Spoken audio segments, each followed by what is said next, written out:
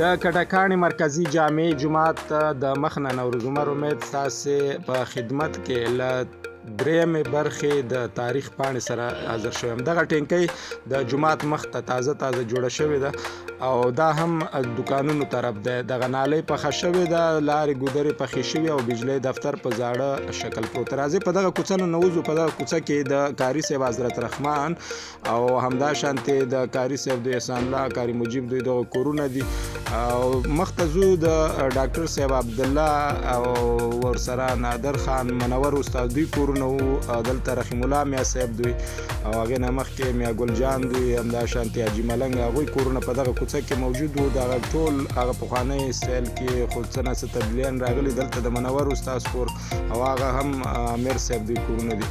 راځو بیرته واپس په دغه کوڅه باندې. دا کوڅه بیا دلته دوه ځایه شوې وه. دې پلو ته چې دی د دکانونو طرف ته دغه لاره لاړه ده، ولته دواخانې ته هم لاره ده. نو دلته رحیم الله میا صاحب اوس اوسېږي، مخکې ورکې حاجي صاحب ملنګ اوسېده، هلته زنانه ناستې. واپس ورته شو دا غره طرف ته چې د جومات خوا کې کومه لاره ختلې وه، دلته د مخامخ دغه دیوال چې دی د حاجي صاحب یادګل دی، مخکې چې کچه و دروازه یې په همدغه کوهي په لار باندې وه او دا د کاري صاحب مجیب دوهم کور دی چې مخکې پکې نور ډېر خلک اوسېدل، سړي ذهن نه وځي. دلته هم چې دی نریبوال ماما اوسېږي په دغه کونج کې او دا دې طرف ته دغه دروازه چې ده د کاري صاحب مجیب دوی د حجرې پخوانۍ دروازه ده، پخوانۍ حجرې. نو حاجي صاحب یادګل خپله دروازه دې خواته کړې ده او دا هم د نادر یا ماسل دوی دروازه وه د حجرې. او دلته چې دی اوس دغه اوسېږي خالب ګل دروازه ده دغه او دې پلو زمونږ کور ته چې کومه کوڅه راغلې ده.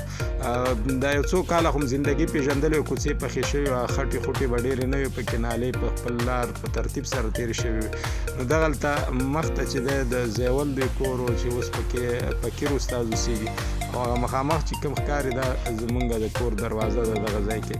په همدغې دروازې سره به واپس بېرته راتاو شو. دا زمونږ د کور دغه دروازه ده.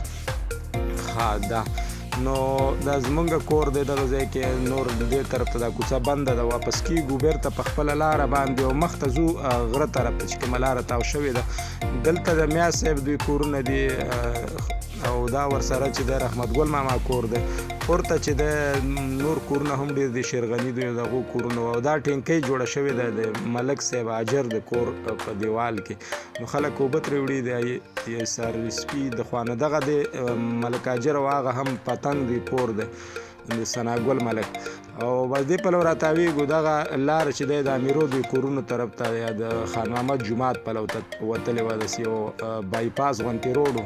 خلکو به دا خبره دې پلو ته نالې مالې هم ډېرې وې، دلته یوه لویه لګډۍ غوندې وه او دا هم هغه د زمونږ یو رباطی ماما و د هغوی کورونه و مخکې ورکې.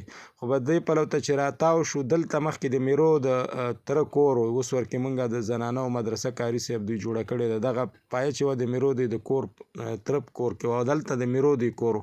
نقشه کې ډېر چینجز راغلي، اوس د روزي کور دی، اصغر باچا کور پکې جوړ کړی نه وی